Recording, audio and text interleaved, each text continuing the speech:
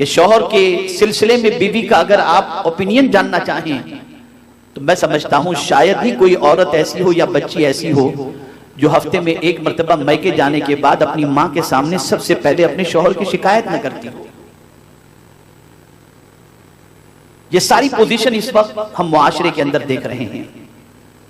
लेकिन आकाए करीम सल्लल्लाहु अलैहि वसल्लम की हयात तैयबा का मुताला करें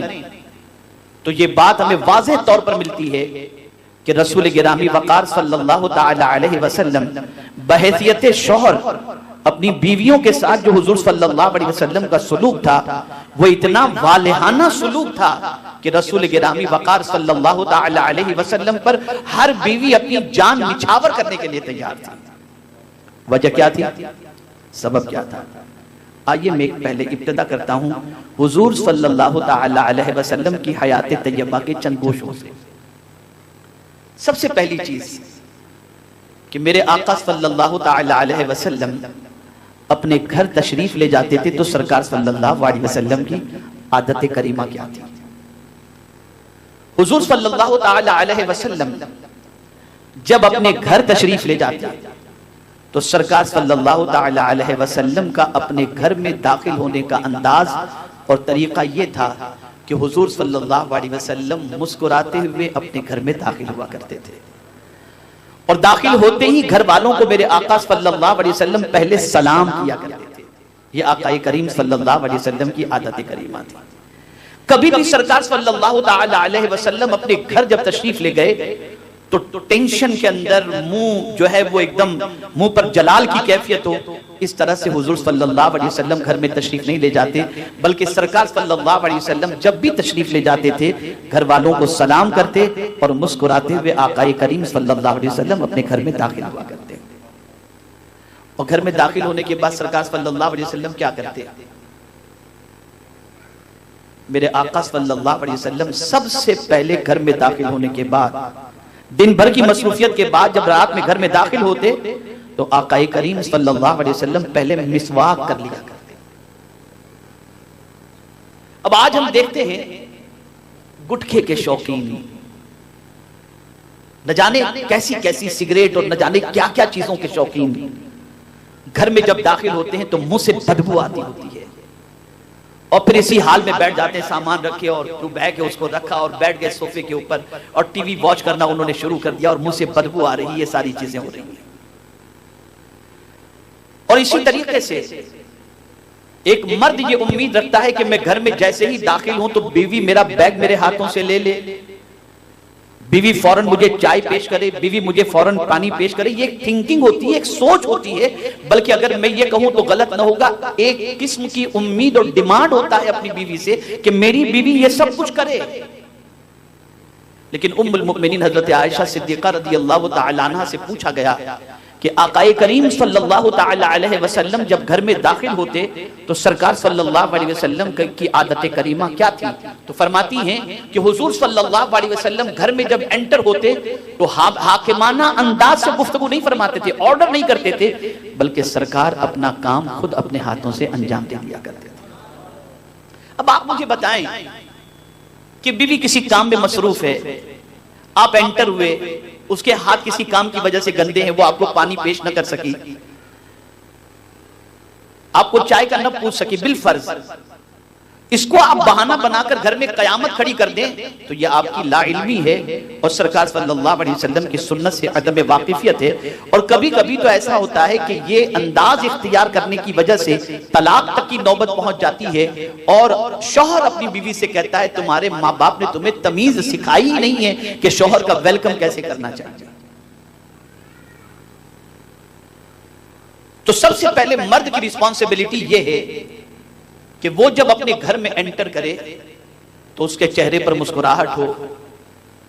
घर वालों को सलाम करे और फौरन फ्रेश होने की कोशिश करे, ब्रश करे, मिसवाक करे, शावर ले, ड्रेस चेंज करे और फिर उसके बाद आराम से बैठे और अपनी बीवी से गुफ्तगू करनी है तो वो गुफ्तगू करे, चाय खाना नाश्ता जो करना है वो कर सकता है। लेकिन अब आप मुझे बताएं,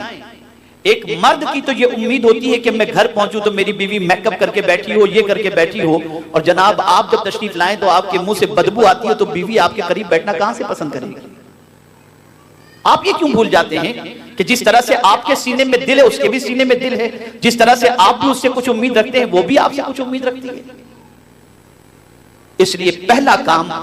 मर्द का यह है कि घर में दाखिल होते वक्त मुस्कुराते हुए दाखिल हो, फ्रेश हो, कपड़े चेंज करे और फिर उसके बाद अपनी बीवी से बैठ करके वो गुफ्तगू करे। मैं बीवियों के हवाले से क्या करना है मैं बाद में बताऊंगा, पहले मर्द के हवाले से मैं गुफ्तगू अर्ज कर दूं। दूसरी गलती जो मर्द की तरफ से होती है वो ये होती है कि वो अपनी बीवी को इग्नोर करता है, नजरअंदाज, कोई तवज्जो नहीं।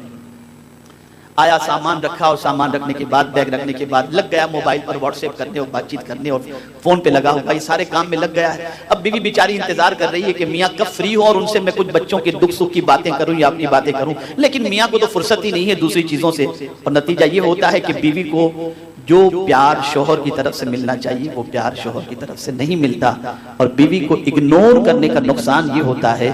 कि जो बीवी के दिल में अल्लाह अज़्ज़ व जल्ल ने अरमान रखे हैं उसके अरमान की जायज तकमील नहीं होती तो उसके कदम फिसल जाया करते हैं। तो दूसरा काम आप ये करें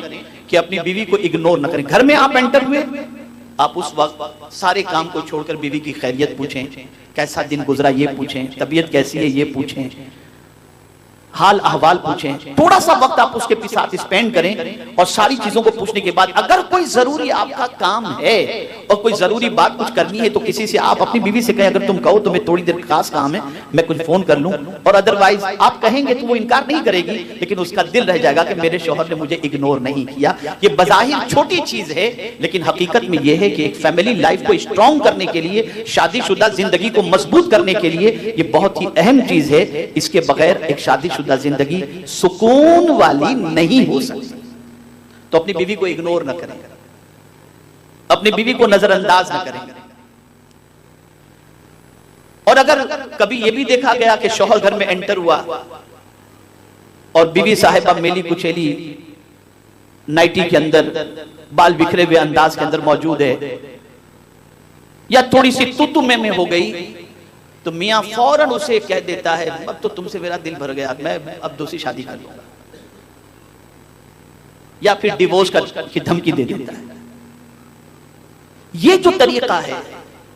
ये तरीका मर्दों का अच्छा नहीं है कि आकाए करीम सल्लल्लाहु ताला अलैहि वसल्लम ने जिंदगी में भी